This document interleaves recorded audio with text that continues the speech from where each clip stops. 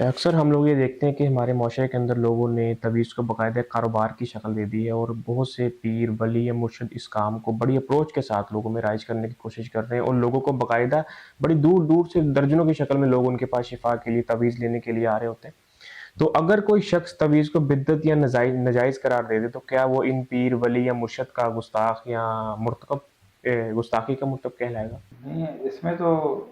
جو اس چیز کو شرک قرار دیتا ہے وہ تو اس عمل کو بتا رہا ہے کہ یہ رسول اللہ صلی اللہ علیہ وسلم کی احادیث کی روشنی میں اس عمل کی حیثیت یہ ہے، تو جو یہ کام کر رہے ہیں اس کا تو فیصلہ وہ کر ہی نہیں رہا۔ عبداللہ بن مسعود رضی اللہ عنہ جب اپنے گھر میں آئے، دیکھا کہ بیوی کے گلے میں دھاگا پہنا ہوا ہے، یہودی سے دم کروا کے پہنا تھا، تو انہوں نے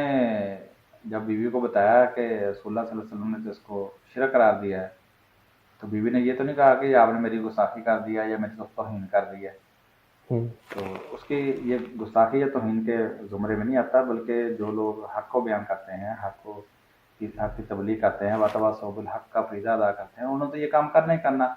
اہل علم کا کام ہی ہے کہ وہ انذار کرنے والی ینذر قومہم اذا رجعوا الیہم، کہ یہ اہل علم کی ذمہ داری ہے کہ اپنی قوم کے اندر انذار کریں، یعنی قوم کے جو اعمال ہیں، جو ان کی نظریاتی حیثیت چل رہی ہے، ان کو بتائیں کہ یہ اس کی بات انجامی کیا ہونے والی ہے، دنیا کے اندر بھی اور آخرت کے اندر بھی۔ تو یہ کسی کی گستاخی نہیں ہے۔ رسول اللہ صلی اللہ علیہ وسلم جب لوگوں کو حق کی دعوت دے رہے تھے، صحابہ کا دعوت دے رہے تھے، تو یہ نہ تو قوم کے حق میں یہ گستاخی کے زمرے میں بات تھی، نہ قوم کے اکابرین کے حق میں کوئی گستاخی کی بات تھی۔ یہ تو سراسر ان کی نصیحت اور ہمدردی کی بات ہے کہ یہ لوگ جہنم کی آگ سے بچیں، دنیا کی جو اس وقت بربادی ہمارے مقدر میں آ چکی ہے اس سے بھی بچیں، اور آخرت کی جو